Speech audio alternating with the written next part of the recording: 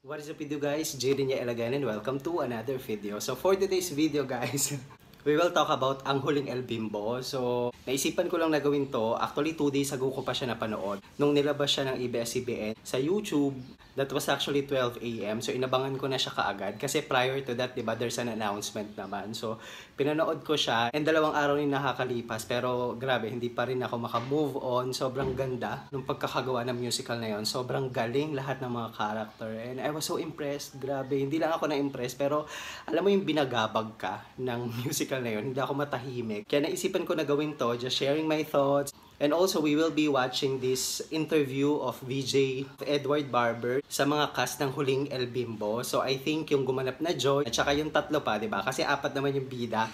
Hopefully guys, napanood nyo rin. Pero kung hindi nyo pa napapanood, I think by the time na i-upload ko to, baka hindi na rin available sa YouTube channel ng ABS-CBN. Pero kung sakaling available pa, guys, ako na nagsasabi sa inyo, panoorin nyo. Sobrang sulit, napakaganda talaga ng musical na ito. And nakaka-proud lang bilang isang Pilipino, diba? Na ang galing ng mga artista natin, ang galing ng mga artist natin, talagang maiahanay worldwide. Which is, di ba, hindi naman nakakapagtaka kasi dati pa naman meron talaga tayong mga worldwide artists. Anyway guys, itong interview na ito, tingnan natin kung ano yung malalaman natin sa mga character nila. Kasi ang ginawa ko after watching ang Huling Bimbo, nanood ako ng mga interviews nila kasi sobrang nga yung paghanga ko. Basta sobrang ganda niya. I feel like yung bawat character nila may representation. So si Joy, yung nire-represent niya talaga is Philippines because she was neglected. She was also abused by her friends, right? And yung tatlong mga kaibigan niya may mga representation din yan eh. Pag tinignan mo siya sa ganong perspektibo, talagang hahanga kayo, talagang mapapaisip ka na, oo nga no. And yun nga, kagaya ng sabi ko kanina, binagabag ako. And I feel like lahat ng mga kabataan, ilang kabataan eh, kung posible na mapanood talaga to, di ba? And hopefully this is just the start of recognizing kung gaano kagaling ang teatro dito sa Pilipinas, di ba? Kasi marami pang maganda dyan. Sana ito yung simula since nakita ng mga tao, 'di ba, kung gaano ka-quality yung ang Huling Bimbo at yung appreciation ng mga tao na probably some of them are not really into theater pero nakita nila na uy, quality, 'di ba? So sana simula pa lang 'to and sana ako wini-wish ko na yung Rock of Ages ipanood din talaga nila. Sobrang ganda niya. Yun nga, kagaya nung sabi ko, binagabag ako. Meron din kasi akong mga kakwentuhan online, mga kaibigan ko, mga pamangkin ko na nanonood. Kaya na-share ko na rin yung thoughts ko sa kanila. So, i-share ko din para sa akin yung pinaka-idea niya. This is just my personal opinion, guys, ha. You may have your personal opinion as well. Pero yun, ang sinishare ko, personal opinion ko. At saka yung kung ano din yung nakita ko, kung ano yung naiwan sa akin. Actually, gets ko yung writer kung bakit ganun yung takbo ng kwento. Kung bakit si Joy, kasi sabi nila, may mga ilang babae na bakit parang ang hina ng babae dito. Bakit parang walang kalaban-laban yung babae, inabuso siya ng mga nasa paligid niya. I think it has to be that way para talaga mapakita na yung character ni Joy, she's just very selfless eh. Basta siya nagmamahal lang siya. At kung mamahalin siya pabalik, okay lang, salamat. Kung hindi, patuloy siyang magmamahal. And yung character naman ni Emma, ni Hector, at saka ni Anthony, di ba? So, may mga representation din sila. But, pinapakita doon na kung gaano ang typical na tao, ang typical na Pilipino, could also be very ambitious and at the same time, very selfish, very self-centered. And yun nga, yung mga pangako, eventually makakalimutan at makakalimutan para sa pangarap at para sa pangalan, 'di ba? So, yung character ng 4 na 'yon, for me, it was so good kung paano pinakita ng writer from Act 1 down to the Act 2. Parang kailangan maging ganon ka-selfish ni Hector, ganun niya kailangan maging jerk para maipakita lalo na eto si Joy at eto yung tatlo, 'di ba? Nag-abuso sa kanya. For me, ang pinakagusto talaga ng writer and the director and those who work behind the scene is maiparamdam sa mga manonood yung feeling na mag-guilty tayo at the same time mabagabag tayo na at one point we are also like Hector, we are also like Emma, we are also like Anthony, 'di ba? Na ganun tayo, makasarili tayo, hindi natin kayang ipaglaban, 'di ba, yung bayan natin or yung mga tao sa paligid natin. So, ako ganun yung take ko. Kaya nga sabi ko sa inyo kanina pa lang, 'di ba, nabagabag din talaga ako. Anyway, sobrang haba na nito. Overall, it was so good. Sobrang gustong-gusto ko siya. Napakahaba niya, more or less 3 hours siya, pero sobrang worth it. sobrang worth it talaga. Anyway, if you have watched it, share your thoughts, comment down below para makapag-discuss din tayo. So right now, panoorin na natin tong interview. Sa mix to nangyari, si VJ Edward yung nag-interview sa kanilang apat. I think kung di ako nagkakamali, silang apat. This is quite long guys, 7 minutes. Pero gusto ko kasi panoorin natin to. Magkakaroon pa tayo ng idea sa character nilang apat. Okay, wag natin patagalin. Let's watch it all together in 3, 2, 1, go!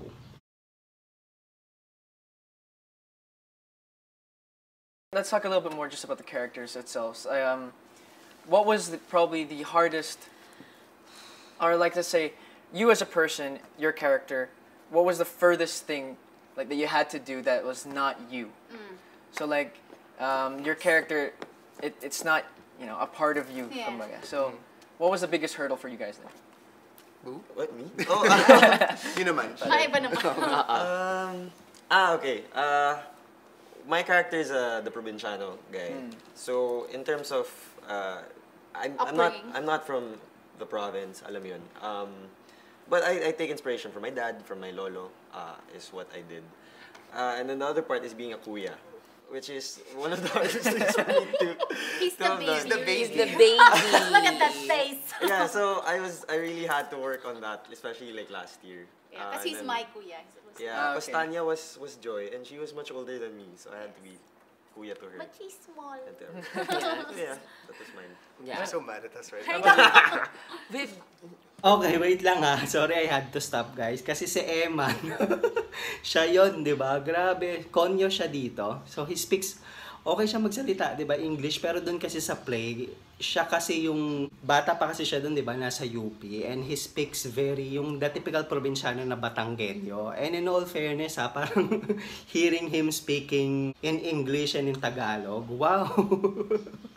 Ibig sabihin, sobrang galing niya na na-portray niya yung pagiging Batanggenyo, di ba? Sobrang cool, ang ganda. Sige, tuloy natin. with Anthony, well, the character is gay. I'm gay, so it's really easy. Dapat, oh my God, no, oh my God, that's news. No, but I think the farthest is the fact na Anthony kasi he hides himself, and I've been always out, and my family is so supportive, but young Anthony, he can't.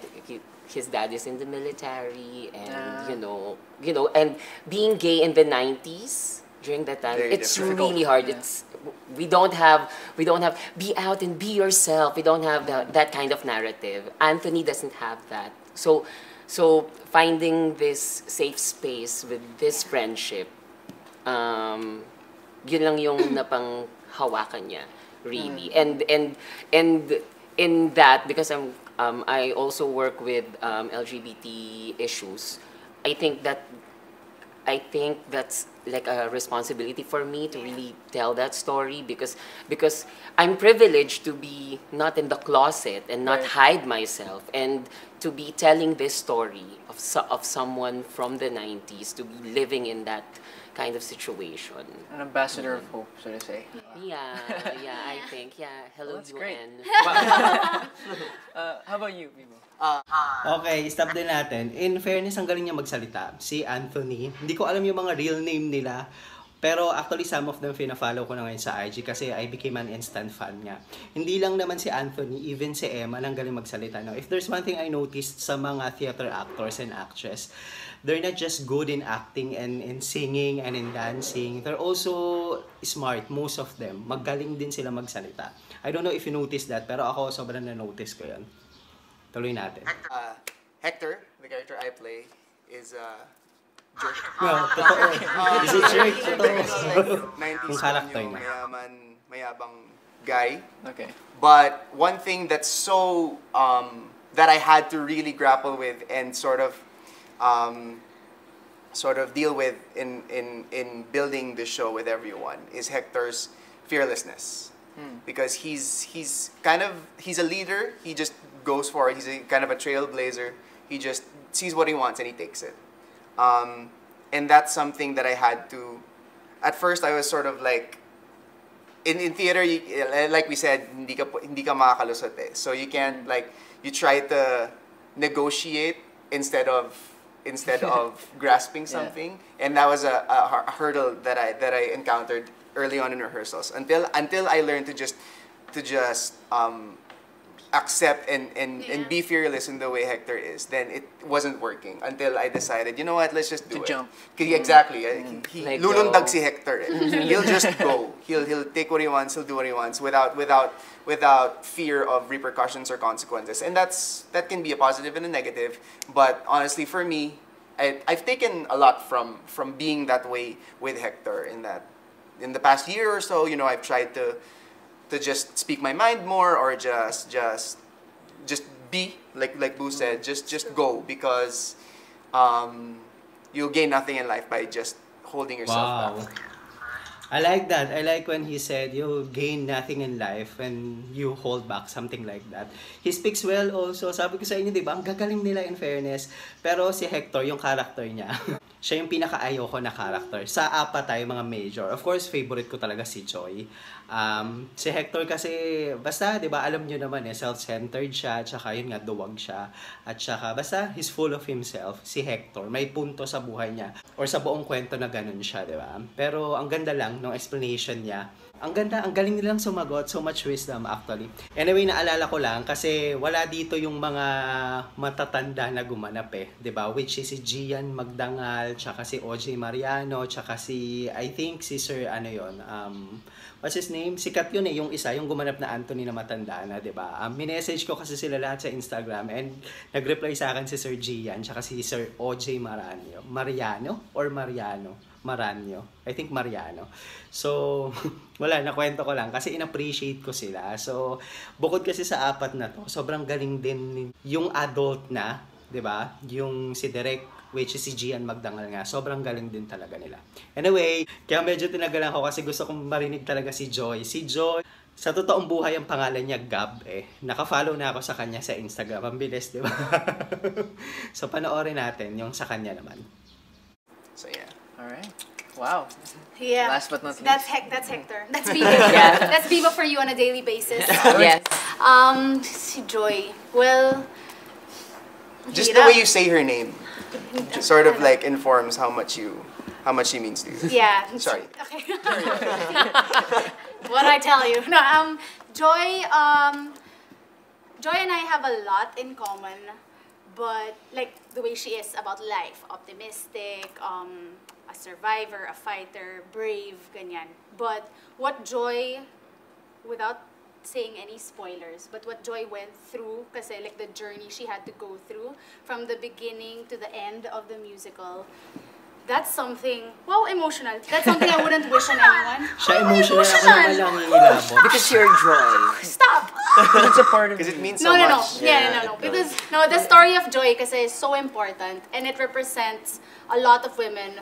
I'm blessed that I did not go through what Joy had to go through in the story, but a lot of people have it. A lot of women, lalo na here in this country, they have been through that. And experienced it. yes, and it's the responsibility of having to represent those women.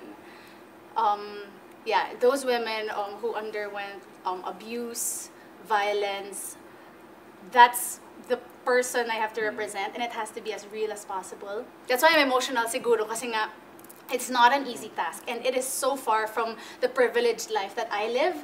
So it wasn't easy getting to that. It was a grueling process. Ask anyone. Like we went through hell and high water just to be able to tell this story, and so it is a privilege to be able to tell this particular one, lalo na from the perspective of Joy. At saka, si Joy kasi, well, as a person, like her role, her character, she is flawed. Like, super. She makes a lot of wrong decisions and makes a lot of, like, questionable decisions in the entire story. But that's what makes her human, eh. And that's what makes her real.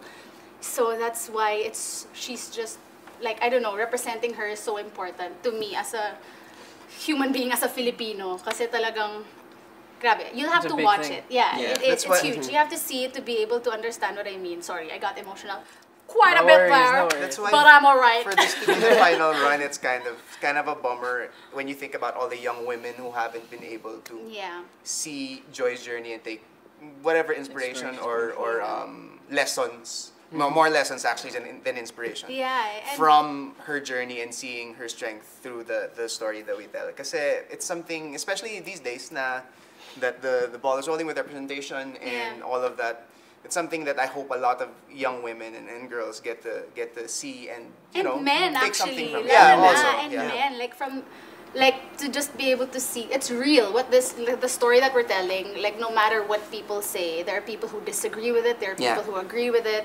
But whatever it is, it's a real story represented by happening real still. people, Yeah. and we represent actual people. So, yun. That's why it's a story that needs to be told. And sorry, I don't know if I answered your question, but I think it's somewhere think you there. did. Yeah. Wow, okay. Sabi ko sa inyo, we need to watch this, guys. Kasi I just feel na sobrang lalim din ng mga gumanap. More than sa, of course, yung mga character nila sobrang lalim, di ba? Now, can I just say na sobrang favorite ko talaga si Joy, which is played by Gab Pangilinan. I think that's her real name.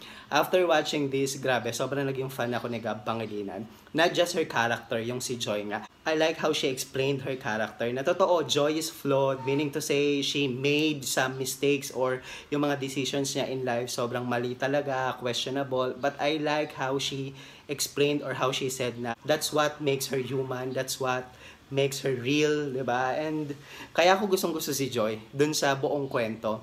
She's actually my favorite character. And can I just say, sobrang galing nilang apat, the way they explain their character, yung bawat isa sa kanila. Ewan ko, talagang naramdaman ko lang na these people are real artists. Wala pa sina Sir OJ dyan, sina Sir, basta yung the rest of the characters. Alam ko na pag sila din in-interview, sobrang goosebumps din. And kung si Gab, while she was explaining, diba, she was a bit emotional. Ako naman, while listening to her, nag-goosebumps talaga ako. Kasi sabi ko, grabe, kilala niya talaga. Alam na alam niya talaga yung character niya, as in. Yeah, sobrang ganda. And can I just say, sobrang good job din si VJ Edward in a way na talagang, ay, medyo dumidilim yan.